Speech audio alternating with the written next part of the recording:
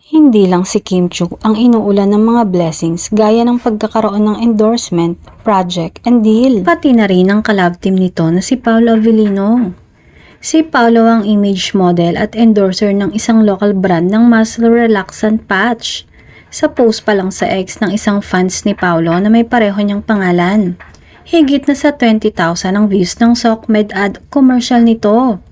Hindi boy next door o heartthrob ang role ni Paolo sa commercial kundi isang action star. Gulat nga ang Kim Pao fans dahil bagay rin daw sa kanilang lodi ang mag-action at di lang drama o kaya ay pang romcom.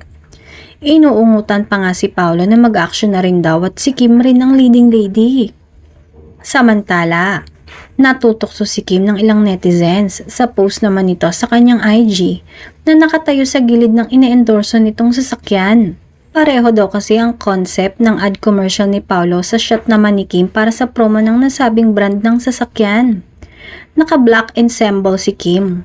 Naka-black jeans ito, black sando, black boots at black jacket. Malakas daw ang impluensya ni Paolo kay Kim dahil mukha ring action star si Kim. Say pa ng ilan, di naman daw mahilig si Kim sa black kundi sa mga colored dress.